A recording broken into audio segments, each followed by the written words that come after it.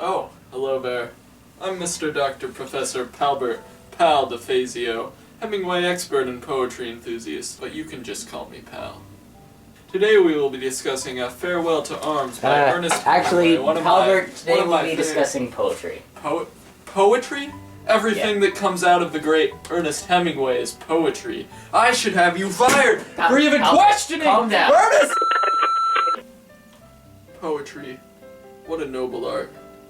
Today we will be discussing Revolution by Anne Waldman. But what's important in this poem is sound devices, although they are not as dense as in other poems and Hemingway's great works. Enjambment and line spacing contribute to the sensation of events rushing towards some sort of climax. The imperfect use of enjambment can also slightly change the meaning of phrases depending on how it's interpreted. There is a lack of assonance and consonance that gives the poem varied sounds that are pleasing to the ear. Internal rhyme and alliteration, though also not used often, give the poem a nice sound and help it flow smoothly. Me and Gabriel will read this poem to you so you can better appreciate the use of sound devices, as well as our great voices.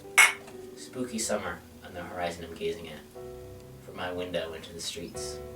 It's where it's going to be where everyone is, walking around, looking around out in the open, suspecting each other's hearts to open fire, all over the streets. Like streets you read about every day. The network we travel through on the way to the center, which is energy filling life and bursting with joy all over the screen. I can't sit still any longer.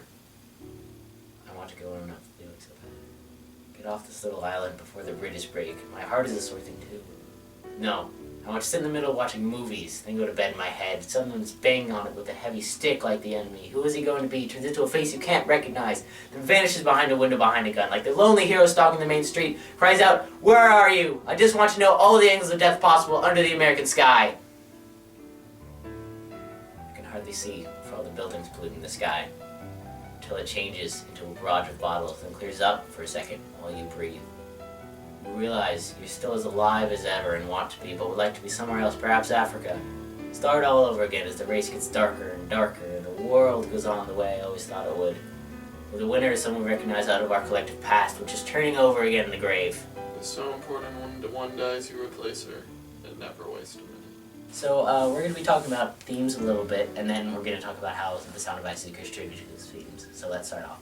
So obviously one of the major themes is revolution, that being the title of the poem. Lack of satisfaction with the modern world. Lines 26 to 29, but would like to be somewhere else, perhaps Africa. Start all over again as the race gets darker and darker. The world goes on the way I always thought it would. General unwillingness to face the world or yourself. Lines 15 and 16. No, I want to sit in the middle watching movies, then go to bed in my head. But, line 17, someone is banging on it with a heavy stick, like the enemy.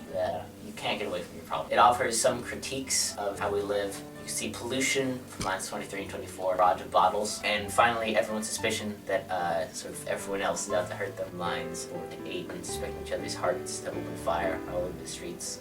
Right, I'll be discussing how the spacing and enjambment contribute to the sense of this poem. There are a lot of offshoots in the poem, suggesting you should pause there and also giving them more meaning and more focus. The interesting thing about the enjambment is it's often imperfect and the prepositions don't make sense. In lines 1 and 2 where it says, "The horizon I'm gazing at from my window into the streets." That can be interpreted two ways. Are you looking at the streets from your window, or are you looking from your window which is close to the streets? The preposition doesn't make it clear. The spaced stanzas tend to focus on the revolution and give hints of it, while the other stanzas are often crowded and start with conjunctions and prepositions. The contrast between the crowded lines and the tabbed lines give the poem a sense that everything is tumbling down. There is one or two isolated instances of internal rhyme, such as on line 18, then go to bed in my head. But it doesn't appear to contribute much to the meaning of the poem. Oh yeah, the same thing applies to alliteration. It's not used often, but it is used in the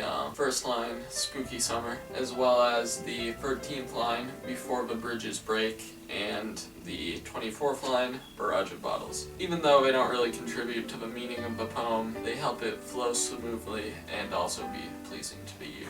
They add a little bit of poetic flair to an otherwise rather serious poem. Assonance and consonance, there really isn't any. It adds a variety, sound-wise, to the poem that contributes to how pleasing it sounds to the ear. Anne Waldman's use of sound devices give the poem deep meaning. It make sure there is never a sand duel moment. We all live in a yellow submarine, yellow submarine, yellow submarine. We all live in a yellow submarine, yellow submarine, yellow submarine. And our friends are all aboard.